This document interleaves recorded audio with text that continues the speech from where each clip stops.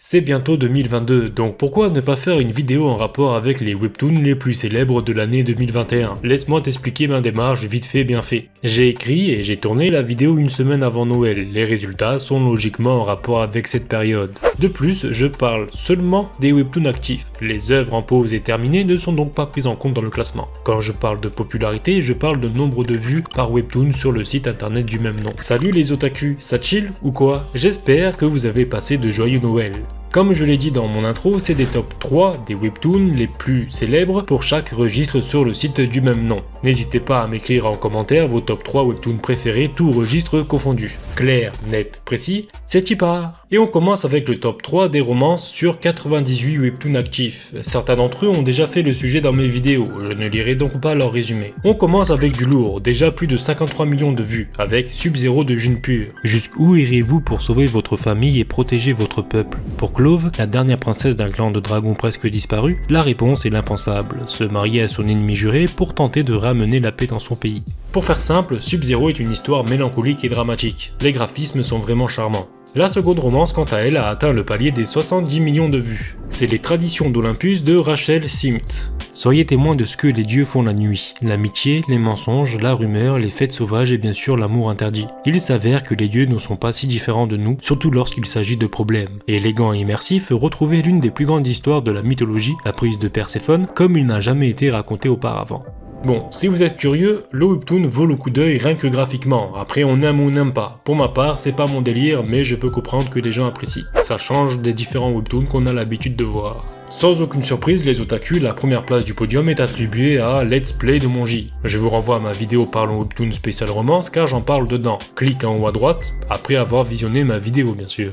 Après l'amour, on veut du fight, on veut du sang. Vous l'avez compris, on enchaîne avec les œuvres d'action. 36 en sont disponibles à l'heure actuelle. On a le choix donc, mais beaucoup moins que l'amour car ce dernier gagne toujours. YC et Rakyung sont à l'entrée du podium avec High School Mercenary et plus de 13 millions de vues. Ijin est un jeune mercenaire qui est le seul survivant d'un accident d'avion survenu dans son enfance. Il vient tout juste de retourner auprès de sa famille qui le croyait mort durant ses 10 ans d'absence. Ijin pourra-t-il mettre de côté son passé sombre et mener une vie normale de lycéen? C'est du lourd, si vous aimez les bastons lycéens, High School of Mercenary risque de vous plaire. J'en parlerai certainement dans une de mes futures vidéos. Une place de différence, mais tellement d'écart. C'est Héros Fragile de Seopas et Razen qui mérite largement la seconde place avec un peu plus de 20 millions de vues. Comme pour Let's Play, j'en ai déjà parlé dans une de mes anciennes vidéos, donc clique en haut à droite. 10 millions d'écart entre la seconde et la première place. Je parle de God of High School de Yonji Park qui a comptabilisé plus de 30 millions de vues. Alors dit comme ça c'est énorme, mais 310 épisodes sont disponibles. Au final, en termes de ratio épisode-vue, ce n'est pas énorme mais il reste tout de même premier.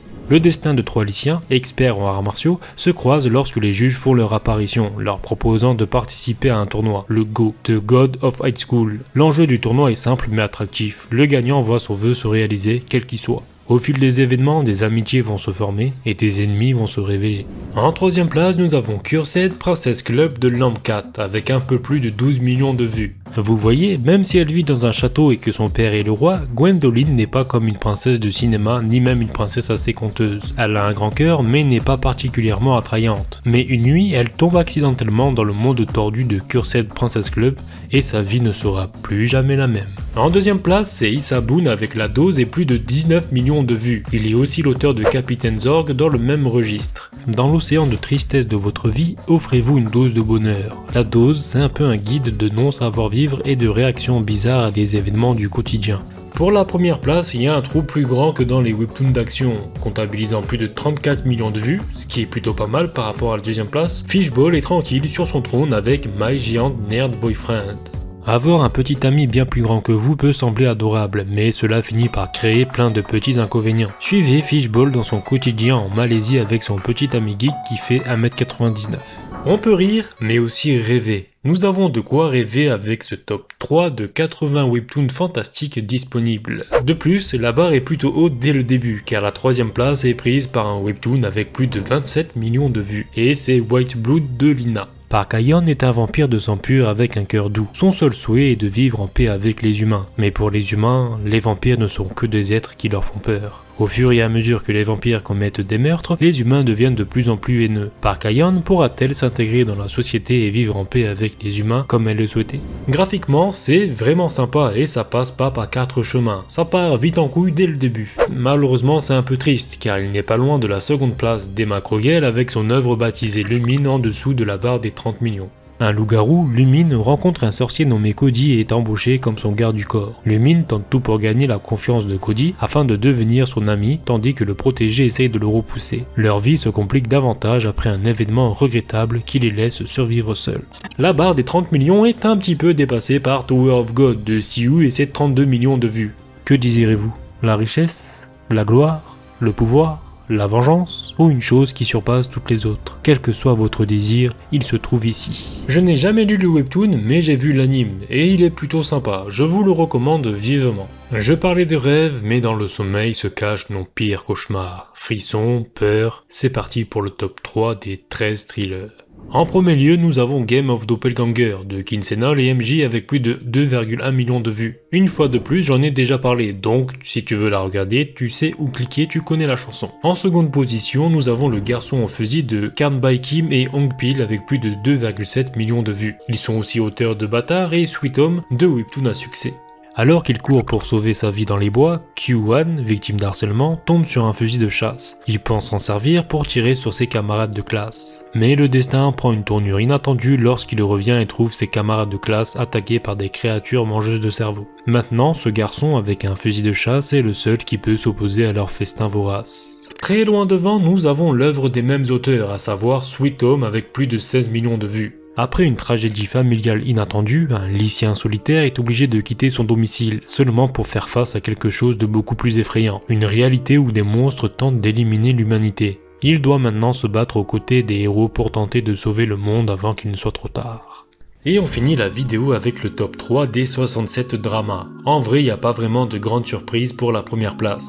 En premier lieu, nous avons Lokisme de Taejon Park avec plus de 15,3 millions de vues. Le 3 est très important. Gros, laid et impopulaire, Seok Park est victime de violence et d'harcèlement. Un beau jour, il se réveille dans un autre corps, celui d'un garçon beau, grand et musclé. Sa vie va donc changer du jour au lendemain. Par contre, va-t-il réussir à s'adapter dans ce nouveau corps, tout en acceptant la réalité qu'il a décidé de fuir? Pour faire simple, c'est Trubuti avec de l'action et de la testostérone. On dirait pas, mais Lokisme c'est vraiment sympa, drôle et avec de l'action. En plus, on s'attache facilement au personnage. En seconde place, pas très loin de l'œuvre précédente, nous avons La Duchesse déchue avec 15,5 millions de vues. Il est écrit par Sam.